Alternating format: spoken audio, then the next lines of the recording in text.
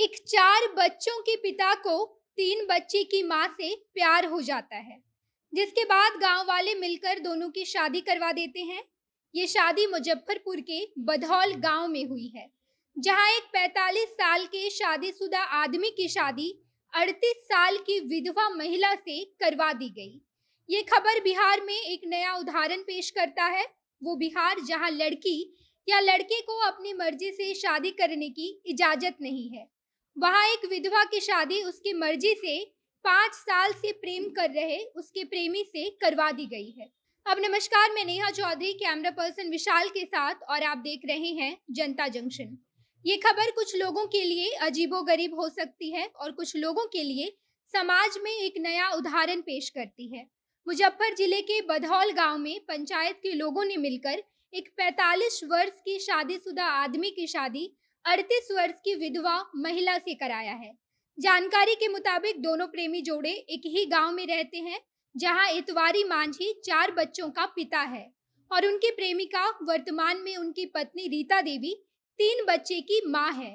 दोनों को आज से 5 साल पहले एक दूसरे से प्यार हो गया था और जब इसकी जानकारी गांव वालों को लगी तो गांव वालों ने दोनों को बुलाकर पूछताछ की।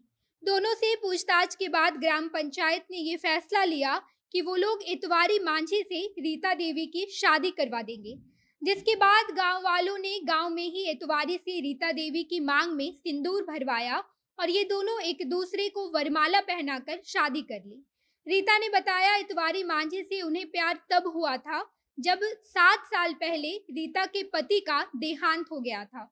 पति के देहांत से 2 साल बाद ये दोनों के बीच प्रेम संबंध चल रहा था। इसके बाद लोगों को जब इस बात की जानकारी मिली तो उन लोगों को पंचायत में बुलाकर पंचायत ने पूछताछ की और उसके बाद निर्णय लिया गया कि दोनों की शादी करवा दी जाएगी। गांव के सरपंच फहद आजम ने बताया कि दोनों प्रेमी जोड़ों के बीच लगभग 5 साल से प्रेम संबंध चल रहा था। महिला रीता देवी की 3 बेटियों में से एक बेटी की पिछले साल शादी भी हुई थी, जिसका पूरा खर्च इतवारी मांझी ने उठाया था। जिसके बाद से ही लोगों को प्रेमी जोड़ों के प्रेम की भनक लग गई थी।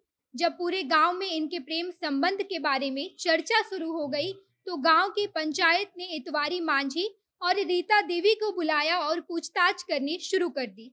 हालांकि रीता देवी और इतवारी मांझी के इस रिश्ते से रीता के ससुराल वाले काफी नाराज थे।